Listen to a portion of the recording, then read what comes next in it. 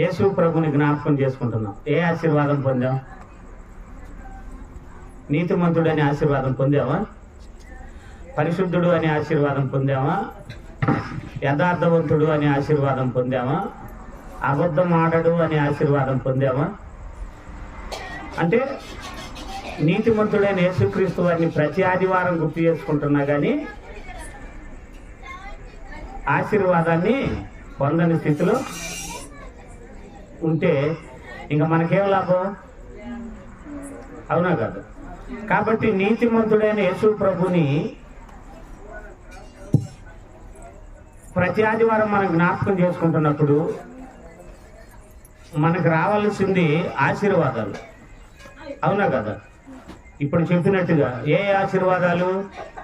నీతిమంతుడనే ఆశీర్వాదం, పరిశుద్ధుడనే ఆశీర్వాదం, యథార్థవంతుడు అనే ఆశీర్వాదం, అబద్ధం ఆడడు అనే ఆశీర్వాదం, నీతి, ఇలాంటి పరిశుద్ధతకు సంబంధించిన ప్రతిదీ కూడా ఆశీర్వాదం కూడా మనకి రావాలి. మరి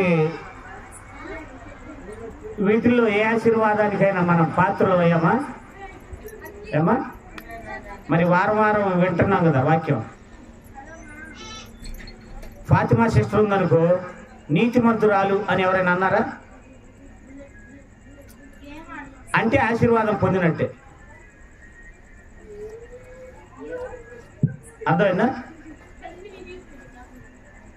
అంటే ప్రభు దగ్గరకు వచ్చినాక చర్చికి వెళ్తుంది ఎందుకు? ఉపయోగం ఏముంది అనే దానికంటే చర్చికి వెళ్తున్నాడు, ఇదిగో అబద్ధం ఆడడు, యథార్థత తప్పడు అనే పేరు వచ్చినప్పుడే మనం మందిరానికి వెళ్తున్నందుకు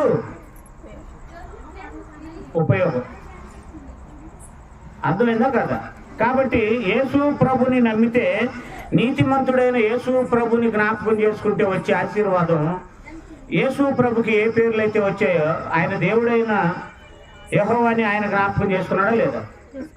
మరి యేసు ప్రభుని జ్ఞాపకం చేసుకున్న పౌలు గారికి కూడా మంచి పేరు, మంచి ఆశీర్వాదం ఉంది.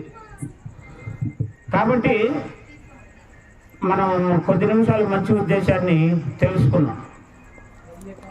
మరి ఈరోజు మనం శాయమ్మ గారి జ్ఞాపకార్థ కూడికని జరుపుకుంటున్నాం. మీకు ఎంతమందికి గుర్తొచ్చింది శాయమ్మ సిస్టర్? గుర్తు చేసుకున్నారా? ఏమేమి గుర్తు చేసుకున్నారు? మనం అందరం గుర్తు చేసుకునేది వేరు, వాళ్ళ ఇంట్లో వాళ్ళు గుర్తు చేసుకునేది వేరు. అవునా కదా? ఆవిడతో కలిసి బ్రతికిన వాళ్ళు ఈరోజు పదే పదే ఏం చేస్తుంది? గుర్తొస్తుందా రాదా? ఈరోజుకి కరెక్ట్గా సంవత్సరం. కొంతమందిని చూస్తే కోపం వస్తుంది, శాయమ్మ సిస్టర్ గుర్తొస్తే ఏమొస్తుంది? నాకైతే నవ్వు వస్తుంది. ఎందుకో చెప్పండి? ఆ అమాయకత్వంతో కూడిన కోపం నాకు భలే నవ్వు తెప్పిస్తూ ఉంటుంది. చాలా మంది కోపపడతారు, కానీ అందులో అమాయకత్వం ఉండదు, వాళ్ళ స్వార్థం ఉంటుంది. కానీ శాయమ్మ సిస్టర్ కోపపడింది, అందులో అమాయకత్వం కనబడింది. మరణం దగ్గరకు వచ్చిన, ఇందాక భవానీ చెప్పినట్టుగా, నేను చనిపోతానేమో అని భయం అసలు లేదు అన్న. ఒకవేళ బ్రతికితే నేను ఆరాధనలో పాటలు పాడగలనా అని అన్నదే తప్ప, అన్న నేను చచ్చిపోతానా అని నన్ను అడగల. మరి ఏమన్నదో తెలుసా? అన్న నేను చనిపోతా, నువ్వు నన్ను పెట్టెలో పెట్టి నీ చేతులతో నన్ను పారేయాలి అన్నది. ఎలాగైతే అన్నదో వచ్చేవా ఆదివారానికి లేదు, ఆ శుక్రవారమే కదా చనిపోయింది, శుక్రవారానికి చనిపోయింది. ఆశ్చర్యం వేసింది నాకు. అరే మరణం దగ్గరకు వస్తుంది, శరీరం సాక్ష్యం ఇస్తుంది నేను చనిపోతున్నానని, బ్రతకనని ఆలోచన వచ్చింది. నన్ను ఏ విధంగానైనా బ్రతికించండి అయ్యా అని తన భర్తని అడగలేదు, ఏ విధంగా బ్రతికించండి అయ్యా అని పిల్లల్ని అడగలేదు, అన్న ప్రార్థన చేయన్నా బ్రతకాలి అని నన్ను అడగల. మరి ఏమని అడిగింది? నేను చనిపోతే నీ చేతులతో నన్ను పెట్టెలో పెట్టి మన క్రైస్తవ విధానంలో పారేయమన్నది. చనిపోయేటప్పుడు ఏమన్నా ఏడ్చిందండి? కొండల గారు పక్కనే ఉన్నారు. అయ్యో నేను చనిపోతే అట్టాగని ఏడవలా. అంటే కేవలం క్రైస్తవులకి మాత్రమే, విశ్వాసంతో బ్రతికే వాళ్ళకి మాత్రమే ఉండే ధైర్యం ఇది. విశ్వాసం లేని వాళ్ళకి ఈ ధైర్యం రాదు. నా ఆత్మీయ జీవితంలో చనిపోయేటప్పుడు ధైర్యంగా చూసింది ముగ్గురిని కళ్ళారా. ఒకటి బాబురావు అని ఒక ఆయన ఉన్నాడు. ఆయన హాస్పిటల్లో ఉంటే షుగర్ ఎక్కువై 2 కళ్ళు కనపడట్లేదు, ఆరాధనకు రాలేదు. గవర్నమెంట్ హాస్పిటల్కి ప్రభు శరీరం రక్తం తీసుకొని వెళ్తే ఆయన కళ్ళు కనపడకపోయినా నన్ను చూసి నేను బాధపడుతున్నానన్న సంగతి అతనికి తెలిసిపోయామన్నాడు. తెలుసా, పాస్టర్ గారు బాధపడమాకండి, రేపు మనం అందరం అక్కడ కలుసుకుంటాం అన్నాడు. పరలోకంలో కలుసుకుంటాం. అంటే చనిపోతున్న ఆయన బ్రతుకున్న నాకు ధైర్యం చెప్పాడు, నేను చనిపోతున్నాను, నువ్వు బాధపడ మాకు, అక్కడ కలుసుకుంటావు అన్నాడు. అలాగే శ్రీనివాస్ గారు, మన పద్మ గారి భర్త, గుంటూరు శ్రీనివాస్ గారు, ఆయన చనిపోతా భార్యకి ఏం చెప్పాడో తెలుసా? భార్యకి ఏం చెప్పాడో తెలుసా? పద్మ, నువ్వు సంఘముతోనే కలిసి ఉండు, శరీర సంబంధులతో సహవాసం చేయొద్దు, మనల్ని అంతం వరకు చూసేది సంఘమే, నువ్వు కళ్ళారా చూసావు, నేను చనిపోయిన తరువాత నువ్వు సంఘాన్ని విడిచిపెట్టొద్దు అన్నాడు. మరణం దగ్గరకు వచ్చినప్పుడు మన మమత మణి ఇద్దరు దగ్గరే ఉన్నారు. వాళ్ళకి ఏం బాధపడమాకండి. బాబు కూడా, మమత బాబే మరణం దగ్గరకు వచ్చినప్పుడు ప్రతిరోజు సాయంత్రం పగలంతా పనిచేసి సాయంత్రం పద్మా సిస్టర్ ఒక్కటే ఉంటుందని గుంటూరు వెళ్ళేవాళ్ళు. వెళ్ళి ఆ నైటు తోడు పడుకొని ఆయన్ని పైకి లేపటం, యూరిన్ డబ్బా పట్టడం, మళ్ళీ పడుకోబెట్టడం ఆవిడకి కుదరదు. కానీ బాబు మమత వెళ్ళి అక్కడే పడుకునేవాళ్ళు, నిద్ర లేక మళ్ళీ తెల్లారి వచ్చేవాళ్ళు. కానీ కష్టపడ్డందుకు ప్రతిఫలం ఏంటో తెలుసా? చనిపోతున్నందుకు కనీసం 100%లో 1% కూడా ఆయనకు బాధ లేదు. వీళ్ళకే ధైర్యం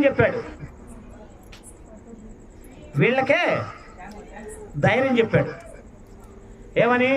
అక్కడ కలుసుకుంటామని. బాధతో చెప్పాడా? సంతోషంతో చెప్పాడు. ఆ తర్వాత 3వ వ్యక్తి శామశిస్తు. ఏమాత్రం కూడా భయపడ్డట్టు నేను అన్ని రోజులు చూడలా. మీకు అర్థమైందా? కాబట్టి ఆవిడకు ఉండేది ఏంటి?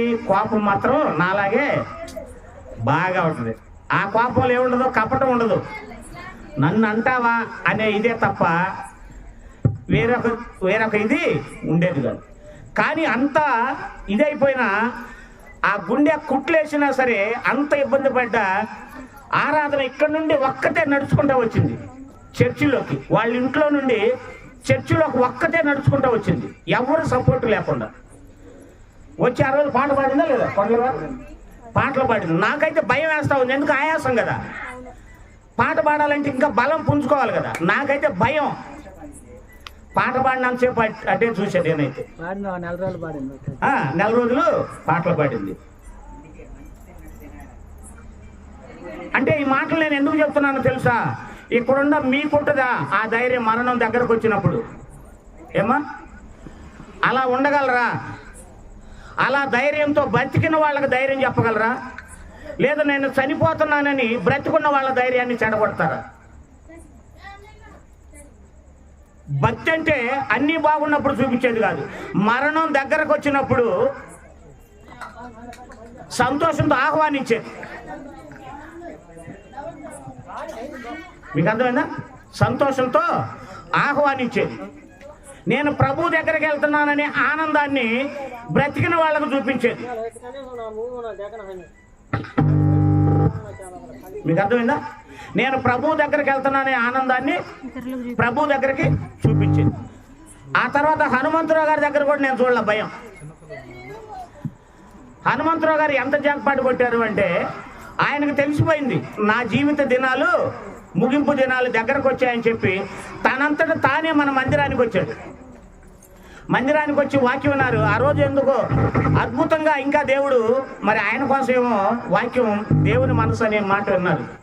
అన్నాడు, నా జన్మ ధన్యమైందండి ఈరోజు వాక్యం విని. యేసు ప్రభుని తిట్టే నేను ఆయన అంటే నాకు ఇష్టం పెరిగింది అన్నాడు. వెంటనే ఏమన్నాడు, నాకు బాప్తిసం కావాలి. ఎప్పుడయ్యా? ఈ రోజు అయినా పర్వాలేదు అన్నాడు.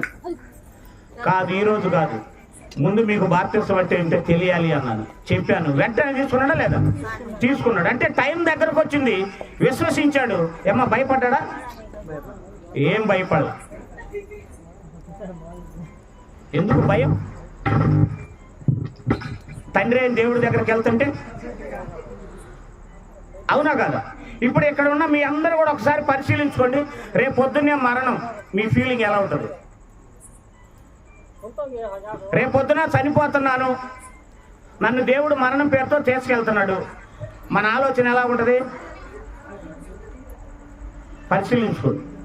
నేను ఎందుకు చెప్తున్నానో తెలుసా? ధైర్యం. నీతిమంతుల్ని జ్ఞాపకం చేసుకోవడం ఆశీర్వాదకరం అని భవానీ చెప్పింది కదా. ఇదే నీతిమంతుని జ్ఞాపకం చేసుకుంటే, నీతిమంతులు మరణం దగ్గరకు వచ్చినప్పుడు ఎలా ధైర్యంగా ఉన్నారో అలా ధైర్యంగా ఉండటమే ఆశీర్వాదకరం. వాళ్ళు ఎలా నీతిమంతులు అయ్యారో అలా నీతిమంతులుగా మారటమే ఆశీర్వాదం కరం. ఆశీర్వాదం అంటే మన వాళ్ళు ఏమనుకుంటున్నారు? ప్రభు దగ్గరకు వచ్చినాక డబ్బులు మిగలటం, ప్రభు దగ్గరకు వచ్చినాక ఆరోగ్యం బాగా కుదుట పడటం, ప్రభు దగ్గరకు వచ్చాక పెళ్లి కాని వాళ్ళకి పెళ్లి కావటం, ఇది అనుకుంటున్నారు. ఇది నువ్వు యథార్థంగా ఉంటే నువ్వు అడిగినా చేస్తాడు ఆయన, అడగకపోయినా చేస్తాడు. అవునా కదా? కాబట్టి నీతిమంతులు జ్ఞాపకం చేసుకోవటం ఆశీర్వాదకరం. అంటే ఇదే ఆశీర్వాదకరం. వీళ్ళెవరో తెలుసా? వీళ్ళని ఏమన్నాడు చూడండి, నీతిమంతులు చనిపోయిన వాళ్ళని. హెబ్రీయులకు రాసిన పత్రిక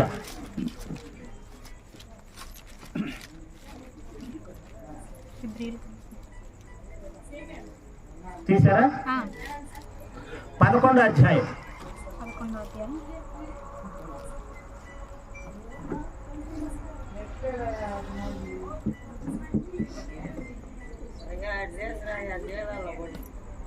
నాలుగు నుండి చదవండి.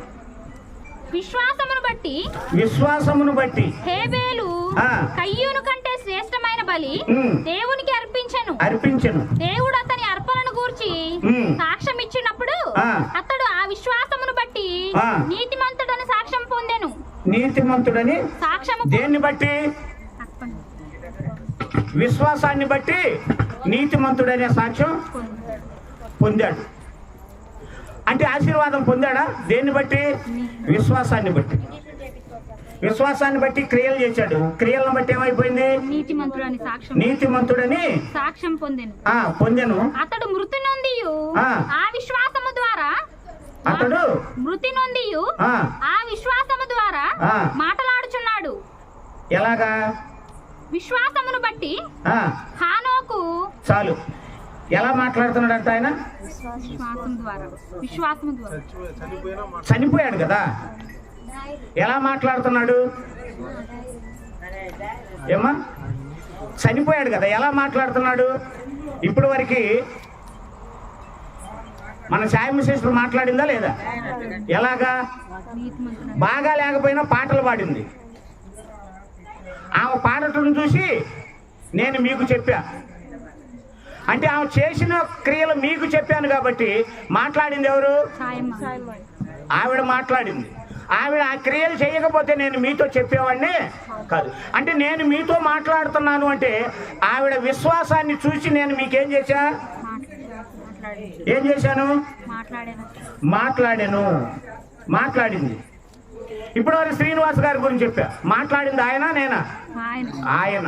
అంటే వాళ్ళ విశ్వాసం ఈరోజు మనతో మాట్లాడింది. ఏమా ఫాతిమా సిస్టర్, అంతేనా?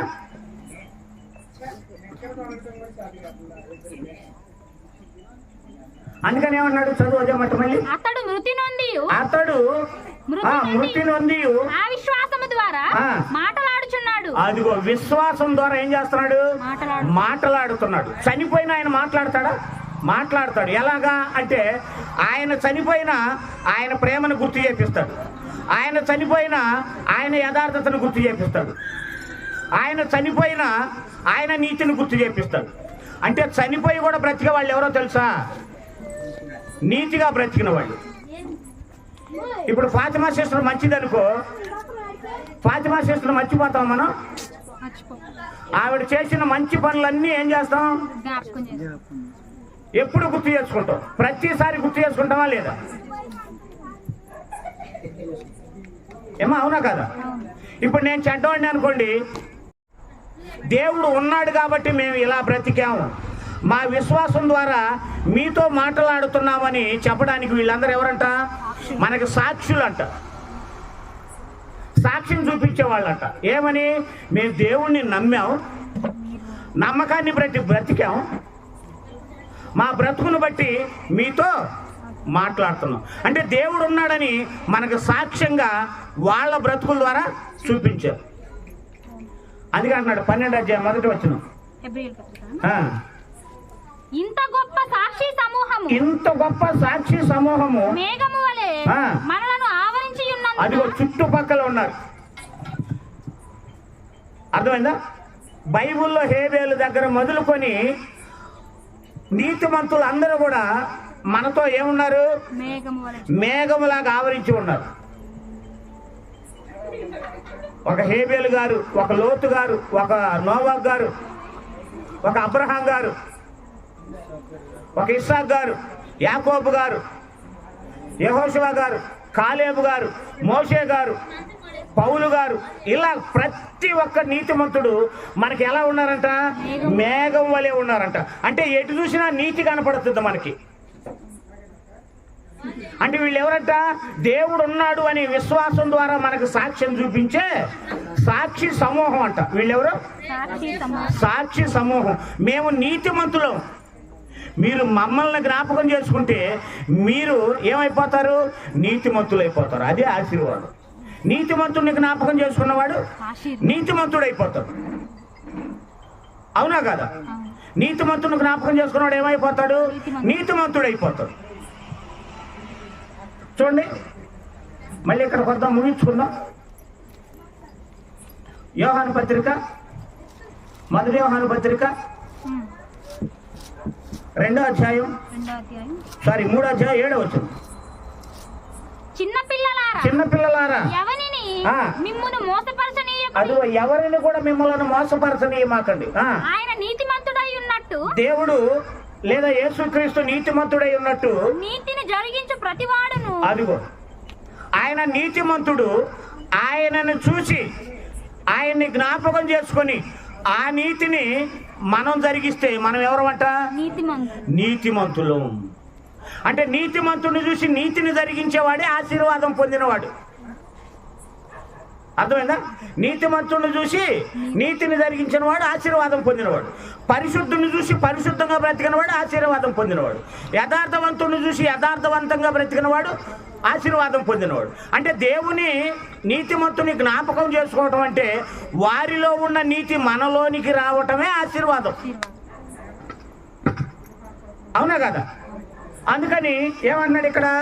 చిన్న పిల్లలారా ఎవరిని మిమ్మును మోసపరచనీయకుడి. ఆయన నీతిమంతుడై ఉన్నట్టు నీతిని జరిగించు ప్రతివాడును నీతిమంతుడు. ఇప్పుడే నీతి జరిగిస్తున్నాం మనం చెంచమ్మ సిస్టర్ ఆరాధన అయిపోగానే పక్కన పిలిచింది. అన్న పనులు ఉంటున్నాయా? మన కూడా పనులు లేవన్నారు. ఏమన్నా లేకపోతే చెప్పండి. బియ్యం కట్ట పక్కకు పిలిచింది. పక్కెందుకు పిలిచింది అంటే 10 మందిలో చెబితే నన్ను మంచిదాన్ని అనుకుంటారని పక్కకి పిలిచి మరీ చెప్పింది. అమ్మా ఇబ్బంది ఏం లేదమ్మా అని చెప్పి. వద్దులేమ్మా అంటే అన్నది, అన్న నీకున్నప్పుడు మా గురించి ఆలోచిస్తావు, మరి నువ్వు మీరు ఇబ్బందుల్లో ఉంటే మీ గురించి మేము ఆలోచించాలిగా అన్నది. అంటే నీతిని జరిగిస్తుందా? జరిగిస్తుంది. ఇప్పుడు చెంచమ్మ దూరం అయితే ఏం చేసుకుంటాం మనం? పదే పదే నన్ను ఇట్టాకు పిలిచింది, ఇట్టా కొట్టు దగ్గర తీసుకెళ్ళింది, ఇట్టాక బియ్యం ఇప్పించింది, ఇట్టాక అడిగింది. ఇవన్నీ నీతి లక్షణాలు అన్నీ వస్తాయా లేదా? చెంచం ఇలా ఉంది, మీరు కూడా ఇలా బ్రతకండి అంటే అది ఆశీర్వాదం. అంటే మనకంటూ చెప్పుకోవటానికి ఒక నీతి అనేది ఉండాలి సంఘంలో. విజయమ్మను గుర్తు చేసుకున్నాం అనుకో ఒక నీతి, మేరీని గుర్తు చేసుకున్నాం అనుకో ఒక నీతి, సరోజనమ్మను గుర్తు చేసుకున్నాం అనుకో ఒక నీతి, నబూలాని గుర్తు చేసుకున్నాను ఒక నీతి. అంటే ఎవరు గుర్తొచ్చినా వాళ్ళలో ఏం కనబడాలి? మనకి ఏదో ఒక నీతి లక్షణం కనబడాలి. కనబడినప్పుడే మనం ఆశీర్వాదం పొందిన వారముగా మిగిలిపోతాం. అవునా కదా? చూడండి 12 అధ్యాయం, ఏప్రిల్ 12 ఒకసారి చదువుకొని ముగించుకున్నది అదే మాట. 12 ఇంత గొప్ప సాక్షి సమూహము మేఘము వలె మనలను ఆవరించి ఉన్నందున మనము కూడా ప్రతి భారమును సులువుగా చిక్కులు పెట్టు పాపమును విడిచిపెట్టి విశ్వాసమునకు కర్తయు దానిని కొనసాగించువాడునైన యేసు వైపు చూచుచు లేదా నీతిమంతుడైన యేసుక్రీస్తుని జ్ఞాపకము చేసుకొనుచు మన ఎదుట ఉంచబడిన పందెములో ఓపికగా పరిగెత్తుదము.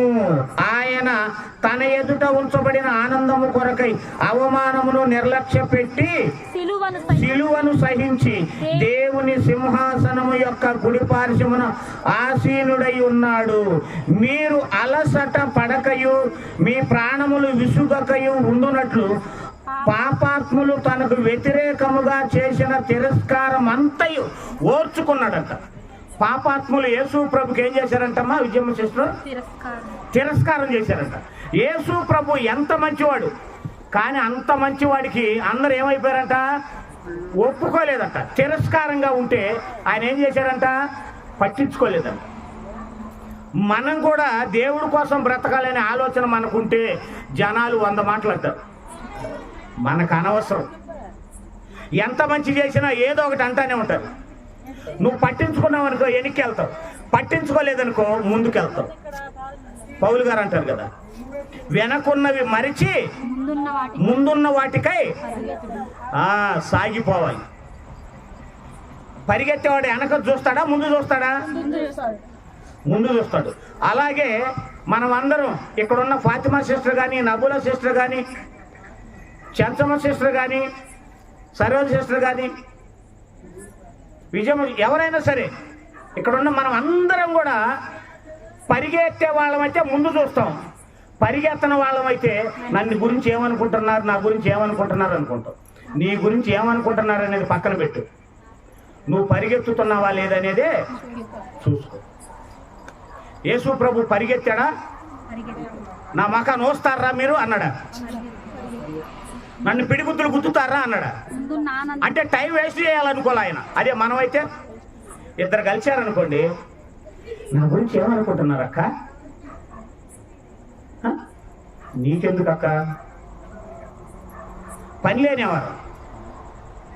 ఇద్దరు కలిసి ఎవరి గురించి మాట్లాడుకునేది? వాళ్ళ సంఘంలో వ్యక్తి గురించే.